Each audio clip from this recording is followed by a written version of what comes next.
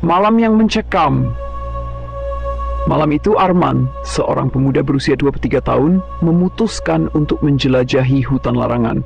Meski sudah banyak cerita yang beredar tentang tempat itu, Arman yang gemar bertualang menganggap semua itu hanya mitos. Dengan bawa senter dan tas kecil berisi bekal, ia memasuki hutan saat senja mulai turun. Hutan larangan tidak seperti hutan biasa. Pepohonannya tinggi menjulang, dengan akar-akar yang menjalar seperti cakar raksasa. Udara di dalamnya terasa berat dan suara hewan malam seakan menjeritkan peringatan. Namun Arman tetap melangkah dengan penuh percaya diri. Setelah berjalan sekitar 1 jam, Arman menemukan sebuah pohon besar dengan ukiran-ukiran aneh di batangnya. Rasa penasaran membawanya mendekat. Ukiran itu berbentuk wajah-wajah menyeramkan, seakan memandang langsung ke arahnya. Saat ia menyentuh salah satu ukiran itu, suara angin mendadak berhenti. Segalanya menjadi sunyi, bahkan suara serangga pun lenyap. Tiba-tiba ia mendengar langkah kaki dari arah belakang. Arman menoleh cepat, tetapi tak ada apa-apa. Ia merasa bulu kuduknya berdiri, tapi mencoba meyakinkan dirinya bahwa itu hanya perasaannya saja. Namun, langkah kaki itu kembali terdengar, kali ini lebih dekat. "Siapa di sana?" tanyanya dengan suara bergetar.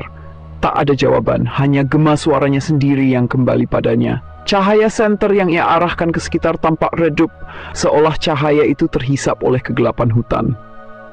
Arman memutuskan untuk melanjutkan perjalanan, tapi suasana makin aneh. Ia merasa seperti sedang diawasi. Bayangan-bayangan tinggi dan kurus terlihat di antara pepohonan, namun saat ia mencoba memfokuskan pandangan, bayangan itu menghilang. Angin dingin tiba-tiba bertiup kencang, membawa suara bisikan. Bisikan itu menyebut namanya.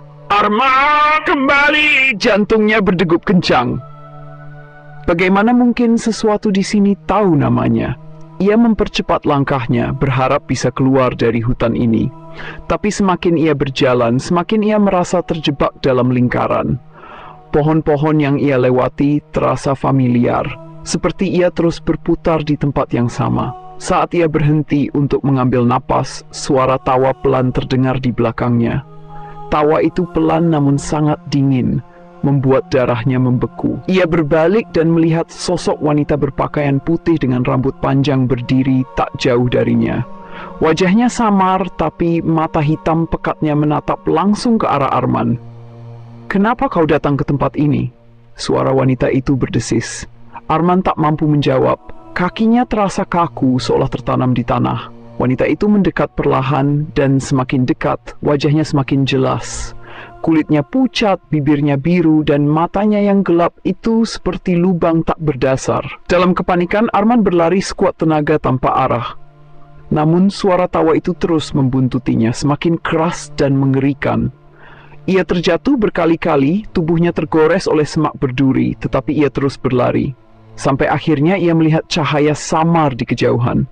Dengan sisa tenaganya, Arman berlari menuju cahaya itu. Ia akhirnya keluar dari hutan. Napasnya tersengal, tubuhnya penuh luka. Ketika ia menoleh ke belakang, hutan itu tampak gelap dan sunyi seperti sebelumnya. Tak ada tanda-tanda sosok wanita itu. Namun saat Arman berjalan menjauh, ia mendengar bisikan terakhir, lembut namun menusuk. "Jangan kembali lagi, Arman." Sejak malam itu, Arman tak pernah lagi mendekati hutan larangan.